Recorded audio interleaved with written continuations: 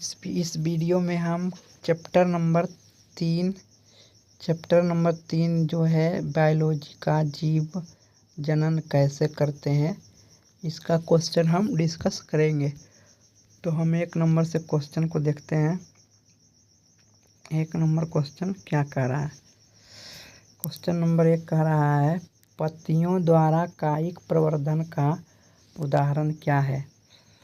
तो पत्तियों द्वारा कायिक प्रवर्धन जो है ब्रायोफाइलम में होता है। ब्रायोफाइलम के पौधा जो है पत्तियों द्वारा ही कायिक प्रवर्धन करता है।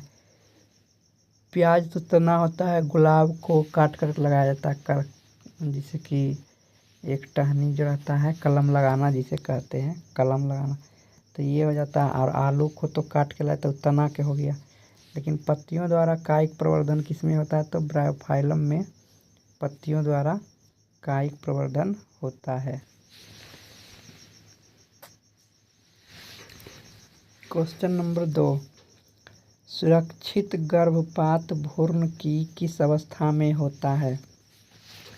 तो सुरक्षित गर्भपात भ्रूण की ब्लास्टुला अवस्था में होता है। सुरक्षित गर्भपात भ्रूण की ब्लास्टुला अवस्था में होता है। क्वेश्चन नंबर 3 देखते हैं। क्वेश्चन नंबर 3 क्या करा है, निम्नलिखित में कौन परिवार नियोजन साधनों में प्रयुक्त एक प्रभावी उपाय है। तो परिवार नियोजन साधन में डायफ्राम भी एक नियम साधन है, कंडोम भी एक साधन है, कॉपर भी एक साधन है। तीनों साधन है, परिवार नियोजन साधन है, इसका उपयोग किया जाता है। तो इसमें से हो जाएगा तीनों, डायफ्राम भी, कंडोम भी और कॉपर टी भी। तो आंसर डी हो जाएगा इनमें से सभी। ठीक। क्वेश्चन नंबर 4 निम्नलिखित में नर युग्मक कौन होता है। तो नर युग्मक शुक्राणु होता है, बी नंबर आंसर हो जाएगा। और मादा युग्मक अंडाणु होता है। ठीक है, तो यहाँ पर आंसर हो जाएगा बी नंबर शुक्राणु नर युग्मक हो गया और मादा युग्मक अंडाणु होता है। क्वेश्चन नंबर 5 में कहा है कि द्विखंडन पाया जाता है। द्विखंडन विधि किसमें पाया जाता है। तो द्विखंडन विधि अमीबा में पाया जाता है। अमीबा एक प्रकार के जीवाणु में आता है। तो द्विखंडन विधि जीवाणु में हो जाएगा आंसर सी, जीवाणु। क्वेश्चन नंबर 6 क्या कर रहा है, वर्तिका किसका भाग है। तो वर्तिका जो है वह जायांग का भाग है ना। जायांग स्त्री केसर को ही कहते हैं। तो स्त्री केसर में वर्तिका जो है अंडाशय का भाग है। अंडाशय से जुड़ा रहता है वर्तिका और सबसे ऊपरी हिस्सा को वर्तिकाग्र कहते हैं। तो यहाँ पर अंडाशय आंसर होगा सी नंबर। लेकिन सारा जो है ये स्त्री केसर का पार्ट है जिसे जायांग भी कहते हैं, है ना। अंडाशय हो गया, वर्तिका हो गया और वर्तिकाग्र, ये सभी जायांग का पार्ट है। क्वेश्चन नंबर 7 उभयलिंगी जीव का उदाहरण बताइए। तो हाइड्रा जो है, हाइड्रा उभयलिंगी जीव है। हाइड्रा क्या है, उभयलिंगी जीव है। क्वेश्चन नंबर 8 द्विखंडन विधि किसमें होता है। तो मैंने बताया कि द्विखंडन विधि जीवाणु और अमीबा में होता है। तो 1 नंबर अमीबा हो जाएगा। अमीबा में द्विखंडन विधि होता है, अमीबा में। पैरामीशियम में रीजनरेशन होता है, लिस्मेनिया में रीजनरेशन होता है, लेकिन द्विखंडन अमीबा में ही होता है। 1 नंबर होगा आंसर। अब हम क्वेश्चन नंबर 9 देखते हैं। क्वेश्चन नंबर 9 क्या कह रहा है। क्वेश्चन नंबर 9 कह रहा है निम्नलिखित में से किस जीव में बहुखंडन विधि द्वारा प्रजनन होता है। तो बहुखंडन विधि द्वारा प्रजनन मलेरिया परजीवी में होता है। मलेरिया परजीवी में बहुखंडन विधि द्वारा प्रजनन होता है। हाइड्रा में तो मुकुलन विधि द्वारा प्रजनन होता है। ईस्ट में मुकुलन और रीजनरेशन दोनों होता है। अमीबा में विखंडन विधि द्वारा होता है। तो मलेरिया परजीवी ही आंसर होगा। क्वेश्चन नंबर 10 क्या करा, ब्रायोफाइलम के कौन से भाग में कायिक प्रवर्धन होता है। तो जानते हैं कि ब्रायो माने पत्ती होता है। तो ब्रायोफाइलम में पत्तियां में ही कायिक प्रवर्धन होता है। क्वेश्चन नंबर 11 क्या कह रहा है। क्वेश्चन नंबर 11 कह रहा है कि मानव मादा में अंडाणु निषेचन होता है। तो मानव में अंडाणु निषेचन होता है फैलोपियन ट्यूब में, फैलोपियन नलिका में। डी नंबर आंसर हुआ ना। मानव मादा में निषेचन होता है फैलोपियन ट्यूब में। क्वेश्चन नंबर 12 देखते हैं। क्वेश्चन नंबर 12 क्या कहता है, तने द्वारा कायिक प्रवर्धन होता है किसमें। तो तना द्वारा कायिक प्रवर्धन होता है मेन रूप से आलू में, हल्दी में, अदरक में, पुदीना में। ये सभी, इनमें से सभी आंसर होगा। तने द्वारा कायिक प्रवर्धन हल्दी में होता है, अदरक में होता है, पुदीना में होता है। तने द्वारा कायिक प्रवर्धन। क्वेश्चन नंबर 3 क्या कह रहा है, 13। क्वेश्चन नंबर 13 कह रहा है कि खंडन द्वारा जनन होता है। खंडन द्वारा जनन किसका होता है, खंडित होकर के कौन जनन करता है। तो खंडन द्वारा जनन हो जाएगा सितारा मछली में। सितारा मछली में खंडन द्वारा प्रजनन होता है सितारा मछली में। कौवा तो अंडा देता है, मेढक भी अंडा देता है, टिड्डा भी अंडा देता है। तो मेन रूप से सितारा मछली हो जाएगा। सितारा मछली में खंडन विधि द्वारा प्रजनन होता है, टूट जाता है, खंडित हो जाता है और प्रजनन हो जाता है। क्वेश्चन नंबर 14 क्या कर रहा है,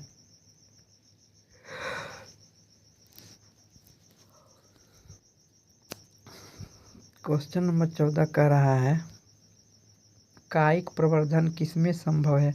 तो कायिक प्रवर्धन तना में संभव है, पत्ती में संभव है और जड़ में संभव है। जड़, तना, पत्ती, तीन ही चीज़ में कायिक प्रवर्धन संभव है। तो आंसर डी हो जाएगा, उपरोक्त सभी। जड़ द्वारा, तना द्वारा और पत्ती द्वारा कायिक प्रवर्धन होता है। जैसे आलू में तना द्वारा होता है, अदरक में, हल्दी में, ये सब तना द्वारा होता है।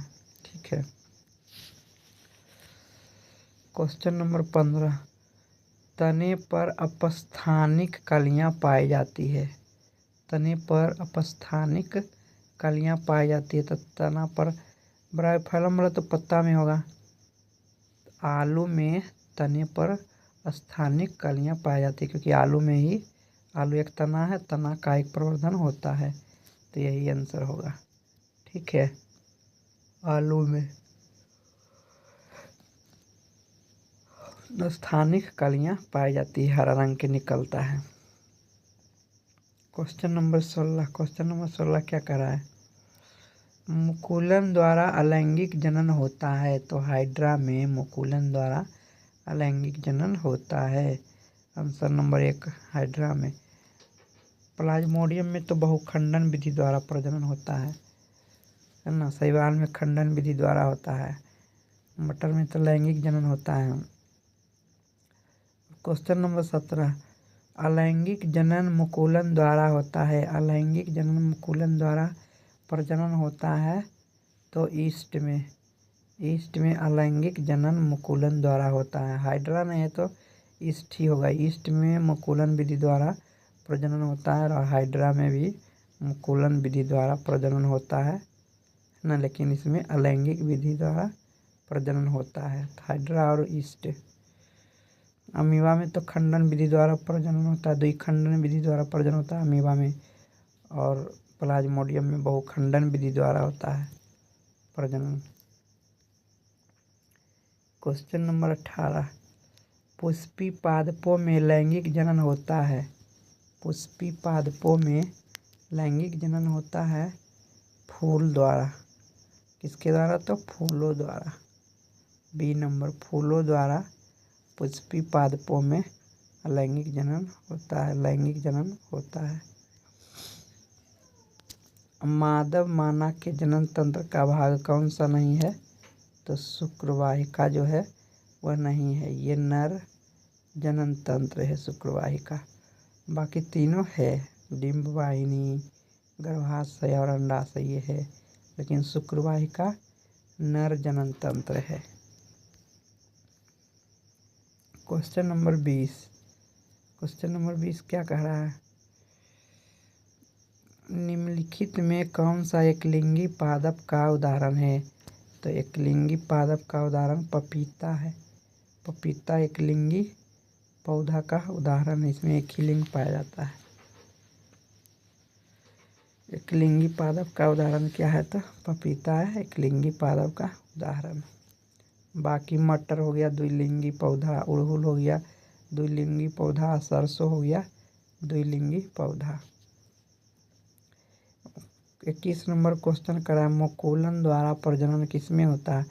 तो मुकुलन द्वारा प्रजनन ईस्ट में होता है। ईस्ट में मुकुलन द्वारा प्रजनन होता है।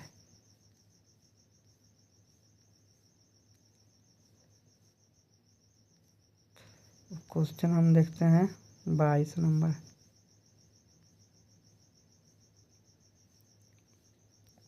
22 नंबर क्वेश्चन, फूल में नर जनन भाग क्या आता है? तो पुंकेसर। 1 नंबर आंसर पुंकेसर फूल में नर जनन तंत्र होता है, और स्त्री केसर फूल में मादा प्रजनन तंत्र होता है। और स्त्री केसर में इसको जयांग भी बोलते हैं। तो क्या क्या आएगा? अंडाशय, वर्तिका और वर्तिका, ये तीनों भाग मादा जनन तंत्र के अंग होता है फूल में। ठीक है। क्वेश्चन नंबर 23, निम्नलिखित में कौन मानव में मादा जनन तंत्र का भाग नहीं है? तो मादा जनन तंत्र का भाग, मादा जनन तंत्र का भाग शुक्रवाहिका नहीं है। सी नंबर आंसर हो जाएगा शुक्रवाहिका मादा जनन तंत्र का भाग नहीं है, बाकी तीनों है। अंडाशय, गर्भाशय और डिंब वाहिनी जो है मादा जनन तंत्र का भाग है, लेकिन शुक्रवाहिका जो है वह नर जनन तंत्र का भाग होता है। तो क्वेश्चन नंबर हम 24 देखते हैं। क्वेश्चन नंबर 24 क्या कह रहा है? पराग कोश में होते हैं। पराग कोश में परागन होता है, पराग का कण होता है परागन, परागकण। पराग कोश में परागकण होता है। डी नंबर परागकण होता है, पराग कोश में परागकण होता है।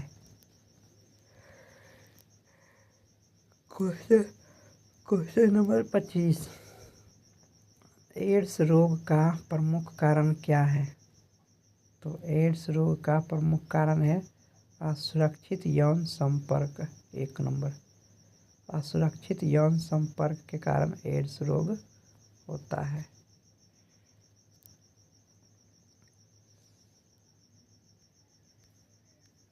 क्वेश्चन नंबर 26, पंखुड़ियों का रंग अधिकतर कैसा होता है? तो पंखुड़ियों का अधिकतर रंग हरा होता है, और ये क्लोरोफिल के कारण होता है। पत्ती या पंखुड़ियों का रंग हरा होता है। फूल का कौन सा भाग फल में बदल जाता है? तो फूल का जो है अंडाशय भाग वह फल में बदल जाता है। फूल का अंडाशय भाग फल में बदल जाता है। सी नंबर आंसर होगा। फूल का कौन सा भाग फल में बदलता है? तो अंडाशय, वही फल बन जाता है और उसी हम लोग खाते हैं। अब हम क्वेश्चन नंबर 28 देखते हैं। क्वेश्चन नंबर 28 क्या कर रहा है? पराग नलिका का बीजांड की ओर वृद्धि करना। पराग नलिका का बीजांड की ओर वृद्धि करना किस प्रकार के अनुवर्तन से संबंधित है? तो गुरुत्वाकर्षण हो जाएगा, रसायनानुवर्तन हो, रासायनिक पदार्थ के कारण रसायनानुवर्तन हो जाएगा। रासायनिक पदार्थ के कारण वो जो नलिका होता है, पराग नलिका जो होता है, परागकण के नीचे से बीजांड की ओर बढ़ने लगता है। केमोट्रॉपिज्म कहते हैं इंग्लिश में। रसायनानुवर्तन के कारण वो नीचे की ओर बढ़ता है और घेर लेता है बीजांड को। तो डी नंबर आंसर हो जाएगा। अब 29 नंबर क्वेश्चन देखते हैं। क्वेश्चन नंबर 29 क्या कहता है? भ्रूण का माँ के रुधिर से ही पोषण मिलता है, इसलिए एक विशेष संरचना होती है जिसे क्या कहते हैं? उसे कहते हैं प्लेसेंटा, माने दीवार। प्लेसेंटा। भ्रूण को माँ के रुधिर से ही पोषण मिलता है, रुधिर से ही पोषण मिलता है। इसके लिए एक विशेष संरचना होती है, उस संरचना को प्लेसेंटा कहते हैं। प्लेसेंटा से ही रुधिर द्वारा पोषण मिलता है भ्रूण को। ठीक है, प्लेसेंटा, जिसको गर्भाशय की दीवार भी कहते हैं। प्लेसेंटा को गर्भाशय की दीवार कहते हैं। यही आंसर हो जाएगा। क्वेश्चन नंबर 30 क्या कहता है? लैंगिक जनन में आवश्यकता होती है। लैंगिक जनन में आवश्यकता क्या होती है? तो नर एवं स्त्री जननांग दोनों की आवश्यकता होती है। लैंगिक जनन में दोनों चाहिए। लैंगिक जनन में दोनों चाहिए, नर जनन तंत्र और मादा जनन तंत्र। लेकिन अलैंगिक जनन में दोनों की आवश्यकता नहीं होती है। क्वेश्चन नंबर 31, पुंकेसर पुष्प का कौन सा जनन अंग है? तो पुंकेसर जो है पुष्प का नर जनन तंत्र होता है और स्त्री केसर स्त्री जनन तंत्र होता है। क्वेश्चन नंबर 32, पुरुषों में यौवनारंभ के लक्षण क्या होते हैं? तो पुरुषों में यौवनारंभ के लक्षण दाढ़ी मूंछ का उगना, कंठ का फूटना, मांसपेशियों में उभार आना, ये सभी यौवनारंभ के लक्षण है। D number. ठीक है, तभी हो जाएगा। अब क्वेश्चन नंबर हम 33 देखते हैं। क्वेश्चन नंबर 33, स्त्रियों में यौवनारंभ के लक्षण क्या है? स्त्रियों में यौवनारंभ के लक्षण जैसे कि स्तनों में वृद्धि होना, नितंबों का उभरना और रजोध्रम का प्रारंभ होना। रजोध्रम का प्रारंभ होना ही ये तीनों चीज़ स्त्री का यौवनारंभ के लक्षण है। तो आंसर हो जाएगा डी नंबर, इनमें से सभी। क्वेश्चन नंबर 34, मनुष्य में नर जनन तंत्र कौन सा होता है? तो मनुष्य में नर जनन तंत्र वृषण भी होता है, मूत्र मार्ग भी होता है, शुक्रवाहिका भी होता है। तो इनमें से सभी हो जाएगा। सभी मनुष्यों में नर जनन अंग, नर जनन तंत्र होता है। क्वेश्चन नंबर 35, शुक्राणुओं का मोचन कहाँ होता है? तो शुक्राणुओं का मोचन जो है, मोचन मतलब निकलना, शुक्राणु कहाँ से निकलता है? तो शुक्राणु निकलता है शुक्रवाहिका से।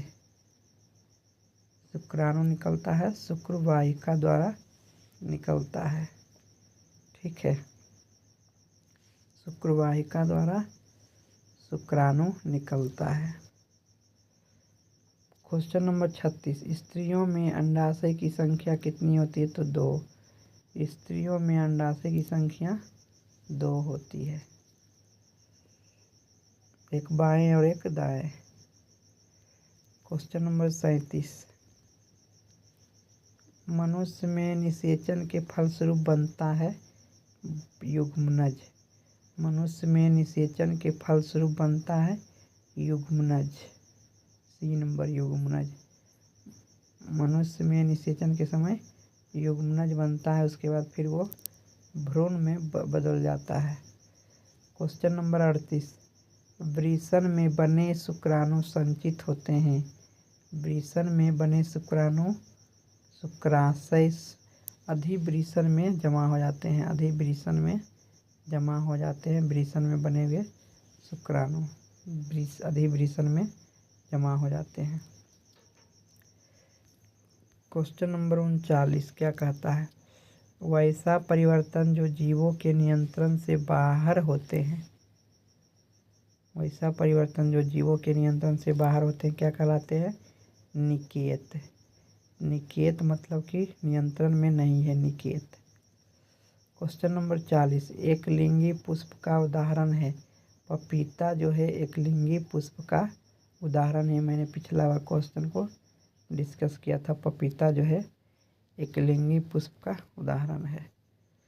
क्वेश्चन नंबर 41, मानव जनन अंग किस आयु में परिपक्व और क्रियाशील हो जाता है? तो 18 वर्ष में परिपक्व और क्रियाशील हो जाता है। ठीक है, अगला क्वेश्चन देखते हैं। अगला क्वेश्चन है 42 नंबर क्वेश्चन है, शुक्राणु का निर्माण कहाँ होता है? तो शुक्राणु का निर्माण वृषण में होता है। वृषण में शुक्राणु का निर्माण होता है। नेक्स्ट क्वेश्चन है 43 नंबर क्वेश्चन, लिंग गुणसूत्र का पूर्ण जोड़ा पाया जाता है। तो लिंग गुणसूत्र का पूर्ण जोड़ा पाया जाता है स्त्री में। लिंग गुणसूत्र का पूर्ण जोड़ा पाया जाता है। बी नंबर आंसर हो जाएगा। क्वेश्चन नंबर 44, हाइड्रा में प्रजनन की विधि कौन सी होती है? तो हाइड्रा में प्रजनन की विधि मुकुलन विधि द्वारा प्रजनन होता है हाइड्रा में। क्वेश्चन नंबर 45, पुष्प का कौन सा भाग परागकण बनाता है? तो पुष्प का पुंकेसर भाग पुष्प का पुंकेसर भाग ही परागकण बनाता है। पुष्प का पुंकेसर भाग ही परागकण बनाता है। क्वेश्चन नंबर 46, गन्ना, गुलाब और अंगूर के कृषि में किस जनन विधि का उपयोग किया जाता है? तो गन्ना, गुलाब और अंगूर की कृषि में हम कायिक विधि का प्रयोग करते हैं। कायिक विधि का प्रयोग करके हम गन्ना, गुलाब एवं अंगूर के कृषि में उपयोग करते हैं। क्वेश्चन नंबर 47, मादा जनन तंत्र में दोनों अंडवाहिकाएं संयुक्त होकर एक लचीली थैलेनुमा संरचना का निर्माण करती है। उसे क्या कहते हैं? तो उसे कहते हैं गर्भाशय। गर्भाशय कहते हैं। दोनों अंडवाहिकाएं संयुक्त होकर के एक थैलीनुमा रचना बनाती है। क्वेश्चन नंबर 48, माँ के भ्रूण से पोषण मिलता है। तो माँ के भ्रूण से पोषण मिलता है किसको मिलता है? तो भ्रूण को पोषण मिलता है रुधिर से। माँ के रुधिर से भ्रूण को पोषण मिलता है। क्वेश्चन नंबर 49 क्या कह रहा है? मानव के मादा में गर्भकाल का समय होता है 9 महीना। मानव के मादा में गर्भकाल का समय होता है 9 महीना। क्वेश्चन नंबर 50, ऋतुस्राव या रजोधर्म का समय होता है। ऋतुस्राव या रजोधर्म का समय होता है 2 से 8 दिन। 2 से 8 दिन होता है ऋतुस्राव या रजोधर्म का समय 2 से 8 दिन। 51 नंबर क्वेश्चन है, निषेचन क्रिया के पश्चात युग्मनज में क्या बनता है? निषेचन क्रिया के पश्चात युग्मनज में भ्रूण बनता है, युग्मनज में भ्रूण बनता है। क्वेश्चन नंबर 52, वह प्रक्रम जिसके द्वारा जीव अपने जैसे संतान की उत्पत्ति करता है कहलाता है जनन। वैसा प्रक्रम जिसमें जीव अपने जैसी संतान की उत्पत्ति करता है जनन कहलाता है। क्वेश्चन नंबर 53, जनन कितने प्रकार के होते हैं? तो जनन 2 प्रकार के होते हैं, लैंगिक जनन और अलैंगिक जनन। जनन कितने प्रकार के होते हैं? 2 प्रकार के, लैंगिक जनन और अलैंगिक जनन। क्वेश्चन नंबर 54, इनमें कौन अलैंगिक जनन की विधि है? इनमें कौन अलैंगिक जनन की विधि है? विखंडन, बीजाणु जनन, मुकुलन, तीनों जो है अलैंगिक जनन की विधि है। इनमें से सभी हो जाएगा। विखंडन भी अलैंगिक जनन की विधि है, मुकुलन भी है जो हाइड्रा और ईस्ट में होता है, बीजाणु जनन भी अलैंगिक जनन ही है। तो सभी आंसर हो जाएगा इसका। क्वेश्चन नंबर 55, किस प्रकार के जनन में जनक के शरीर से कलिका निकलती है? जनक के शरीर से कलिका निकलती है तो मुकुलन विधि में जनक के शरीर से कलिका निकलती है, मुकुलन में। क्वेश्चन नंबर 56, परागकोश में क्या पाए जाते हैं? तो मैं बताया था पिछला क्वेश्चन में, परागकोश में परागकण पाए जाते हैं। ऑप्शन नंबर सी, परागकण पाए जाते हैं परागकोश में। क्वेश्चन नंबर हम 57 देखते हैं। स्त्री केसर के आधारीय भाग को क्या कहते हैं? स्त्री केसर के आधारीय भाग को अंडाशय कहते हैं। स्त्री केसर के आधारीय भाग को अंडाशय कहते हैं। और पुंग केसर के अग्रभाग को क्या कहते हैं? तो पुंग केसर के अग्रभाग को वर्तिकाग्र परागनली कहते हैं। पुंग केसर के अग्रभाग को परागनली कहते हैं। D number. नेक्स्ट क्वेश्चन है 59 नंबर क्वेश्चन, निषेचन की क्रिया किस जीव में मुख्यतः होती है? तो मेन रूप से हो जाएगा इसका आंसर सी नंबर, पुष्पी पादप एवं जंतुओं में। पुष्पी पादप एवं जंतुओं में निषेचन की क्रिया होती है। Question number 60। क्वेश्चन नंबर 60 क्या कह रहा है? निषेचन के फलस्वरूप अंडाशय की दीवारें बनती है। निषेचन के फलस्वरूप अंडाशय की दीवारें बनती है, भ्रूण फल बन जाती है। निषेचन के फलस्वरूप अंडाशय की जो दीवारें हैं वह फल बन जाती है। ठीक है, अंडाशय की जो दीवार है वह फल बन जाती है। क्वेश्चन नंबर 61, बीजांड की दीवारें मोटी होकर बनती है। बीजांड की दीवारें मोटी होकर के बनती है, बीज का आवरण। बीजांड की दीवारें मोटी होकर के बीज का आवरण बन जाती है। ठीक है। क्वेश्चन नंबर 62, निम्नलिखित में कौन सा भाग केवल पुरुष जननांग में पाया जाता है? तो पुरुष में कौन पाया जाता है? सिर्फ और सिर्फ शुक्रवाहिका। सी नंबर आंसर होगा। शुक्रवाहिका जो है केवल पुरुष में ही पाया जाता है। क्वेश्चन नंबर 63, नर युग्मक तथा मादा युग्मक के संयोजन से क्या बनता है? तो नर युग्मक और मादा युग्मक के संयोजन से जायगोट बनता है, युग्मनज बनता है। 1 नंबर जायगोट। क्वेश्चन नंबर 64 क्या कहता है? स्त्रियों के मासिक चक्र में एक परिपक्व अंडाणु किस दिन अंडाशय से बाहर निकलता है? तो 17वें दिन। 17वें दिन एक परिपक्व अंडाणु अंडाशय से बाहर निकलता है।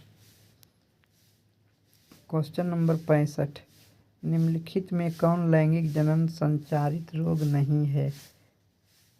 तो संचारित रोग नहीं है तो टाइफाइड, ये फैलने वाला रोग नहीं है। बाकी सब रोग जो है इसमें जो दिया हुआ वो फैलने वाला रोग है। टाइफाइड ये संचारित रोग नहीं है। क्वेश्चन नंबर 66, अमीबा में अलैंगिक जनन किस विधि द्वारा होता है? तो सभी विधि, मिकुलन विधि, बीजाणु जनन विधि और विखंडन विधि, सभी विधि द्वारा अमीबा में अलैंगिक विधि होता है। तो इसका आंसर डी नंबर हो जाएगा, इनमें से सभी।